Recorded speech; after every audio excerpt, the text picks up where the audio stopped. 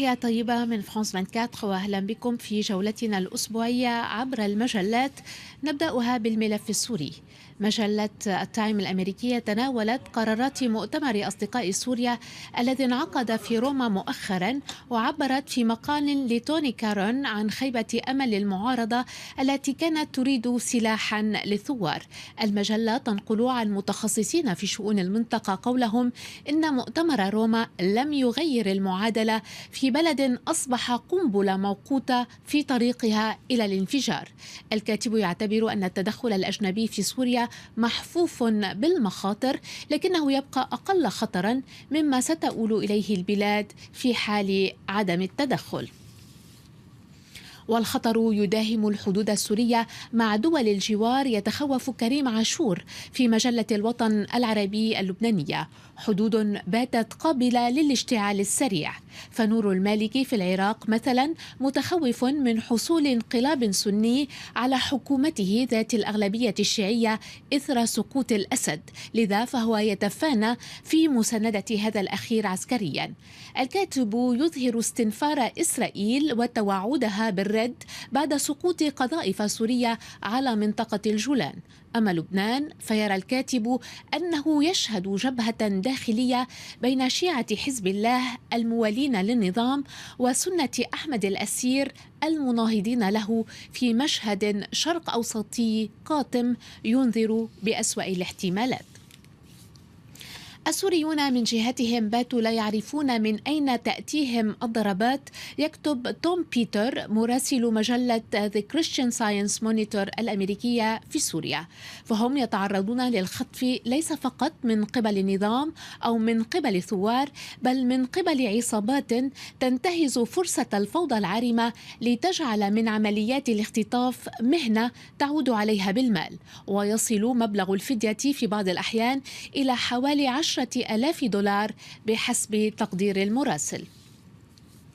موضوع آخر شغل اهتمام الأسبوعيات هو خطر الجماعات الجهادية. مجلة الكفاح العربي اللبنانية تعالج الحرب في مالي من خلال التنافس الفرنسي القطري على إفريقيا. المجلة تعتقد أن تدخل فرنسا في هذا البلد يأتي لحماية مصالحها، ليس في مالي تحديدا بل في البلدان المجاورة لها، خاصة النيجر حيث مناجم اليورانيوم. أما ما يستوقف المجلة فهو المال القطري الذي يضخ في جيوب جهادي الساحل الإفريقي. الكاتب يحلل أن هدف قطر الأساسي هو منافسة السعودية من أجل السيطرة على عالم الإسلام السني ضد الشيعة، لذا فهي تسعى للعب دور في مالي وتونس وليبيا. وأصابع دول الخليج تعبث بمصر أيضا، حيث انتهى شهر العسل بين الإخوان المسلمين والسلفيين. أسامة سلامة في مجلة روز اليوسف المصرية يتوقف عند الخلاف الذي يفرق بين الطرفين، معتبرا أنه مؤقت، لأن الكاتب يعتقد أن كل طرف سيتناسى خلافه مع الآخر من أجل الهدف الرئيسي الذي تريد تحقيقه التيارات الإسلامية، لذا فإنهما سيتحالفان مجددا ريثما يفوزان بأغلبية في الانتخابات التشريعية المقبلة ويحولان مصر إلى دولة دينية. الكاتب يعتقد أن هذا التحالف سيدوم إلى حين يجد السلفيون الفرصة مؤاتية للهيمنة على حكم مصر بمفردهم. المجلات الفرنسية اهتمت بالأصولية الجهادية. لو بوين طبعا الفرنسية تخصص مقالا عن الإمام أبو بكر شيكو أمير جماعة أهل السنة للدعوة والجهاد المعروفة ببوكو حرام. شيكو يحتجز العائلة الفرنسية التي تم اختطافها في النيجر الأسبوع الماضي. متطرف أصولي للبعض، قاطع طريق انتهازي وعنيف للبعض الآخر، أبو بكر شيكو يتخذ من أسامة بن لادن مثالا أعلى له، ويعلن الجهاد على فرنسا لأنها تحارب الإسلام في مالي. وإذا كان أسامة بن لادن مثالا أعلى لأبو بكر شيكو، فهو اسم يحاول أن ينساه شاب آخر، إنه عمر بن لادن الابن الرابع لزعيم القاعدة الراحل.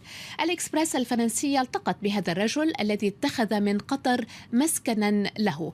عمر يروي كيف قضى طفولته ومراهقته مع والد رباه على الجهاد في الجبال الأفغانية، لكنه هرب في 19 من عمره عندما رفض القيام بعملية انتحارية تبين فيما بعد أنها كانت أحداث 11 من أيلول.